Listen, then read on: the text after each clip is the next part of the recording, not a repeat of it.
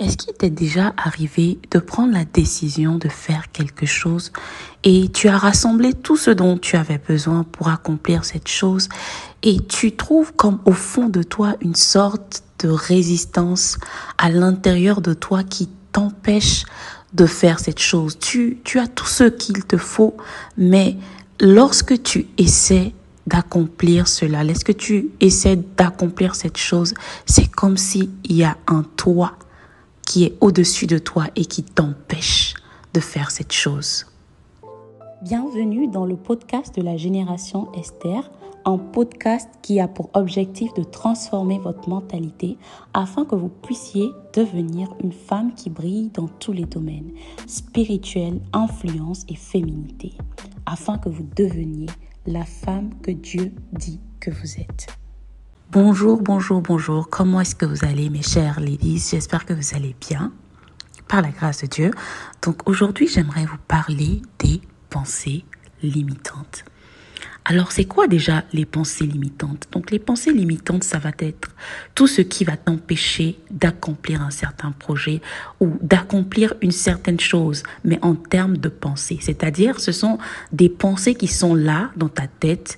Parfois, nous les avons depuis l'enfance, parfois, nous les avons reçues en grandissant. Mais c'est comme des forteresses, en fait, qui subsistent en toi et qui t'empêchent, même lorsque tu as les moyens de faire certaines choses.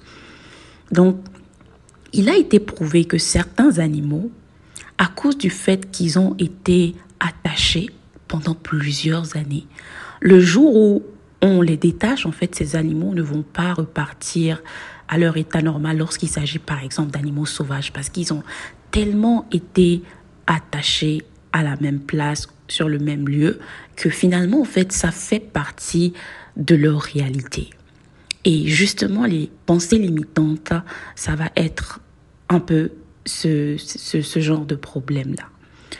Mais que nous allons avoir justement dans notre manière de penser et qui va nous empêcher d'aller, même lorsque nous avons les conditions qui sont réunies pour faire ces choses-là. Alors ce matin, j'étais en train de méditer ma Bible. Et le Seigneur a attiré mon attention sur un verset, plutôt un passage, Genèse 3, du verset 10 au verset 12. Il est écrit, il répondit, « J'ai entendu ta voix dans le jardin et j'ai eu peur parce que je suis nu et je me suis caché. » Et l'Éternel Dieu dit, « Qui t'a appris que tu es nu? Est-ce que tu as mangé de l'arbre dont je t'avais défendu de manger? » L'homme répondit, « La femme que tu as mise auprès de moi m'a donné de l'arbre et j'en ai mangé. » Donc ici, il s'agit du jardin d'Éden pour vous qui connaissez l'histoire. Et justement, Dieu va laisser un homme et une femme qui justement n'ont peur de rien, qui d'ailleurs ne se sont jamais cachés pour quoi que ce soit. Et là, il revient. Tout d'un coup, quelque chose a changé et il va justement demander, mais qui vous a dit en fait que vous étiez nus? Pourquoi en fait est-ce que les hommes, pourquoi est-ce qu'ils se cachent en fait? Et justement là, l'homme va répondre que la femme qui a été mise auprès de lui a donné l'arbre et il en a mangé. Donc justement, il s'agissait de ne pas manger d'un certain fruit dans le jardin. Et séduits par le diable, l'homme et la femme vont justement manger ce fruit-là qui va justement causer cet état-là qui n'était justement pas là avant. Et la plupart du temps, justement, il y a un événement qui va arriver et qui va venir en fait nous conditionner. Parce que lorsque nous naissons, nous avons des capacités, nous avons des manières de penser, une manière de penser selon l'éducation que nous avons reçue. Et bon, dans certains cas, justement, nous pouvons prendre certaines choses qui sont bonnes et mauvaises, dépendamment de l'environnement où nous avons grandi. Mais notre conditionnement va justement dépendre en fait de ce que nous avons entendu. Donc il y aura un événement, par exemple, en tant qu'enfant, tu aimes t'amuser et en grand choc de ta vie, un jour, quelqu'un vient te dire tu sais, la vie ce n'est pas l'amusement. Et en tant qu'enfant, donc peut-être dépendamment de la manière dont tu vas réagir par rapport à cette phase, ça va être en fait peut-être un choc pour toi et tu seras toute ta vie, tu seras peut-être crispé parce que il y a eu un événement comme dans le jardin où le diable est justement intervenu et il y a eu ce changement en fait, où il a essayé de reconditionner la pensée de l'homme. Et c'est comme ça que ça arrive. La plupart du temps, nous vivons des événements qui vont nous conditionner. Parce que en grandissant, tu vas voir, il y a beaucoup de choses que si tu retournes, disons, 20, 30, 40 ans en arrière ou plus, tu vas voir que tu n'avais pas forcément cette manière de voir les choses. Et souvent, c'est parce qu'il y a quelque chose qui est intervenu, il y a eu un choc, il y a eu des rencontres. Et justement, ça va être là. Et pendant des années. Et tu vas voir que le jour où tu vas essayer de faire une certaine chose, si c'est une pensée qui t'a justement conditionné à faire quelque chose, ce sera compliqué pour toi si tu ne traites pas ce problème à l'intérieur parce que c'est quelque chose, comme je disais au début, c'est une forteresse en fait qui a subsisté pendant plusieurs années. Donc, nous sommes majoritairement des femmes, donc j'aimerais parler par rapport à nos vies de femmes. Souvent, ça va être par rapport aux idées reçues, par rapport à la beauté. Par rapport à la beauté, on t'a dit, par exemple, en grandissant, tu as vu que pour être considérée comme belle, il faut avoir un certain type de corps, il faut avoir un certain type d'habillement. Et tout ça, ça va justement souvent nous conditionner en fait par rapport à notre confiance et par rapport à notre estime en nous-mêmes. Donc ça va faire que en grandissant, nous allons avoir beaucoup de femmes qui sont complexées parce que la société justement va peindre un tableau de ce que doit être la beauté. Mais ce que nous oublions, c'est que j'ai lu ma Bible et jamais je n'ai vu qu'il faut être par exemple d'une certaine taille ou d'une certaine forme par exemple pour être belle. La Bible nous dit que nous sommes tous des merveilleuses créatures. Donc, justement, ce que tu vas avoir reçu de la société va venir changer ce que Dieu avait programmé de manière naturelle que tu sois, en fait, ta manière de penser. Et tu vas voir que en grandissant, beaucoup de femmes vont essayer de faire des choses pour être belles, mais la plupart d'entre elles ne vont toujours pas se sentir belles. Pas parce qu'elles ne sont pas belles, mais tout simplement parce que c'est un conditionnement. Quoi qu'elles fassent, elles ont l'impression qu'elles ne sont pas assez, qu'elles n'en font pas assez. Et justement, ça va être un blocage et ça va les empêcher de se trouver belles. Et nous voyons la naissance de ce qu'on appelle des complexes. Personnellement, je connais beaucoup de belles femmes. Et souvent, quand tu parles avec certaines d'entre elles, tu vas voir qu'elles ne se trouvent pas assez belles. Mais tu te dis, mais vraiment, tu te trouves pas, mais toi, tu ne peux pas te dire que tu ne te trouves pas belle. Et justement, c'est là où tu comprends que c'est la pensée. C'est à cause du conditionnement, c'est à cause de ce que notre société nous rejette, nous envoie en fait comme standard de la beauté. Et tout ça, en fait, va venir cultiver ces complexes.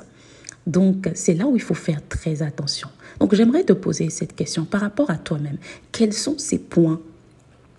Quels sont les complexes que tu as? Quelle est cette chose-là que quand tu regardes dans le miroir, tu trouves que cette chose-là n'est pas belle, par exemple? Maintenant, j'aimerais te poser la question, qui t'a dit, par exemple, disons que tu as, disons, des cheveux courts. Qui t'a dit que les cheveux courts ne sont pas beaux? Maintenant, je vais te poser une deuxième question. Est-ce que c'est Dieu qui l'a dit? Si ce n'est pas lui qui l'a dit, comme il est le créateur, donc je pense qu'il serait temps que tu reformates ta manière de penser. Donc là où je veux t'amener aujourd'hui, en fait, c'est que tu reviennes en fait à cette étape-là, de comprendre que tout ce qui n'est pas en accord avec la parole de Dieu pour ta vie, tu dois commencer à le bannir. Et justement, je pense que ça va être ce qui va nous aider justement à sortir des complexes. C'est de nous reconditionner par rapport avec la parole de Dieu. Tu vas voir que la plupart des complexes que tu as, quand tu baignes dans la parole de Dieu, de ce que Dieu dit par rapport à ta personne. Parce que comme je donnais l'exemple du verset, nous sommes des merveilleuses créatures, ce verset ne colle pas en fait avec la forme, le visage, non en fait. C'est quelque chose parce que Dieu t'a créé, du fait que tu es sa création, en fait, ça te qualifie pour être une femme, une personne merveilleuse. Donc, quels sont ces côtés-là dans ta vie de femme où tu tu te limites. Quoi que tu fasses, en fait, tu as l'impression que ce n'est jamais assez.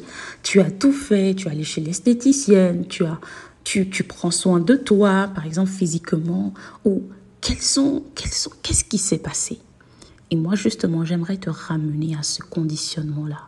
Ce conditionnement par rapport à ce que Dieu dit. Et je pense qu'il y a beaucoup de bons livres dehors, beaucoup de bons livres chrétiens qui, justement, vont t'aider dans ce sens. C'est à toi maintenant de chercher par rapport à ça, parce que ça va t'aider, en fait, à reconditionner ta manière de penser. Il y a quelques années, je venais de donner ma vie au Seigneur Jésus. Et j'avais toujours entendu, en fait, une certaine manière de faire, une certaine manière de parler. Et je suis tombée sur un livre chrétien. Et c'était un livre qui parlait de, justement, reconditionnement de la pensée. Et je peux vous dire que ça a changé ma manière de voir les choses. Pourquoi? Parce que tout ce que j'avais entendu jusqu'à présent n'était pas forcément ce que je venais d'entendre. Et ça a été un choc pour moi. Et justement, en tant que femme qui veut justement devenir ta meilleure version, accomplir ta destinée, prier, tu dois te frotter à ce genre de livres-là, qui vont reconditionner, bien sûr la Bible le premier, mais qui vont aussi t'aider à reconditionner ta manière de voir les choses. Et tu vas voir que petit à petit, ces limitations vont tomber. Parce que les limitations sont créées par la pensée. La seule manière de les faire tomber, c'est d'utiliser justement tes pensées aussi. Et en lisant la Bible, tu lis la pensée de Dieu. En lisant des livres qui sont justement conformes aux valeurs bibliques, qui sont inspirés de la parole de Dieu, tu lis aussi une pensée. Donc tout ça va justement t'aider à détruire les forteresses. Vous allez voir qu'il y a certaines personnes, tu peux leur donner même 100 millions, tu peux leur donner tout l'argent du monde. Elles ne pourront jamais rien faire avec ce qu'elles ont reçu. Pourquoi? Tout simplement parce qu'elles ne sont pas conditionnées. Tout ce qu'elles ont vu jusqu'à présent ne peuvent pas leur permettre en fait de réussir. Elles ont été conditionnées dans la pauvreté. Tout ce qu'elles ont vu dans leur vie, c'est la pauvreté. Elles ont adopté cette manière de penser. Donc, ce n'est pas un problème d'argent, c'est un problème de mentalité. Et le jour où tu comprends ça, tu vas voir qu'il n'y aura plus de limitation dans ta vie. Il n'y aura plus de limitation. Il n'y aura plus de limitation.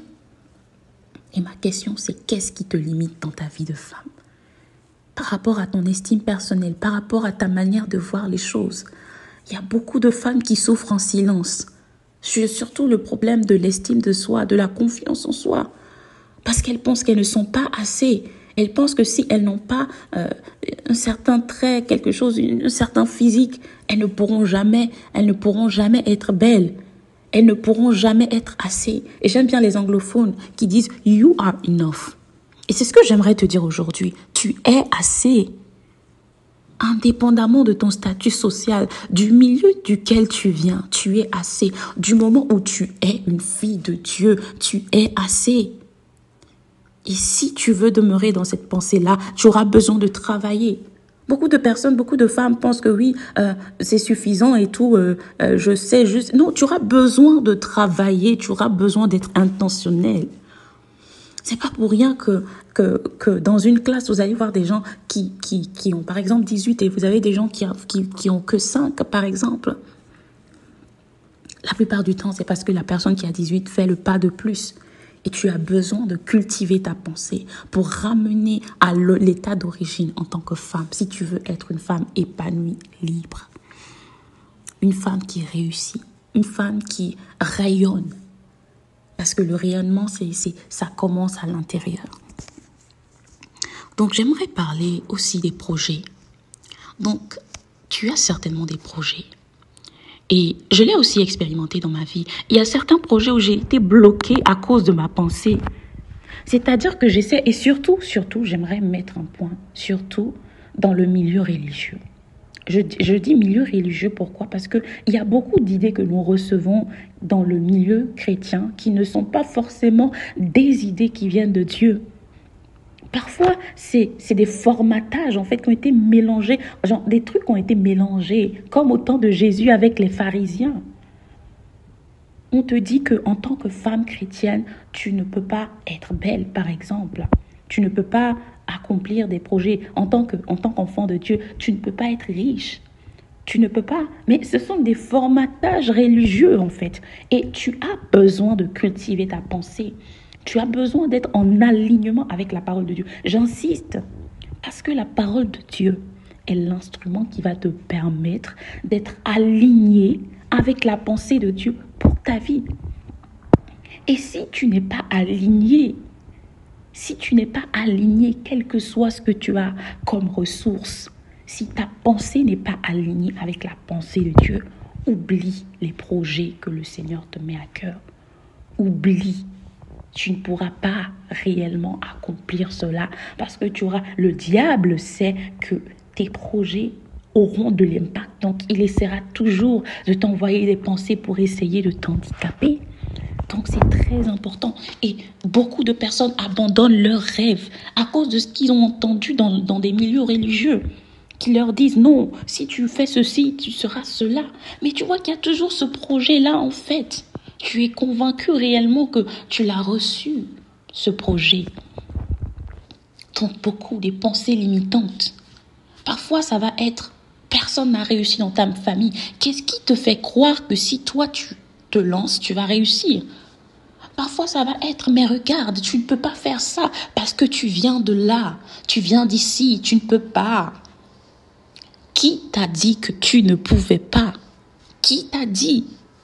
Et c'est pour ça que je pense qu'à un certain moment donné, nous devons arrêter de devoir dépendre de l'extérieur pour pouvoir avancer dans notre vie. Nous devons dépendre aussi directement de Dieu. C'est ce qui arrive. Parce que tu vois, quand tu as une relation personnelle avec Dieu, le témoignage du Saint-Esprit dans ton cœur va te rassurer par rapport à certaines choses.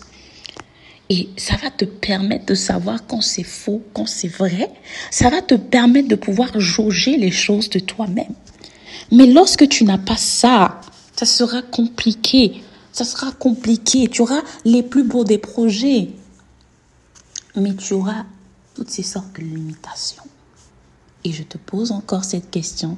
Quelles sont les limitations dans les projets que tu as à cœur? Ces rêves que tu as, ces rêves que Dieu t'a mis à cœur. Quelles sont les limitations? Et j'ai le dernier point, j'aimerais parler de notre destinée. Donc, tout ça, les pensées limitantes vont ensemble, que ce soit dans notre vie de femme, que ce soit dans nos projets. Si tu ne deals pas avec ces pensées-là, ça va t'empêcher finalement d'accomplir ta destinée.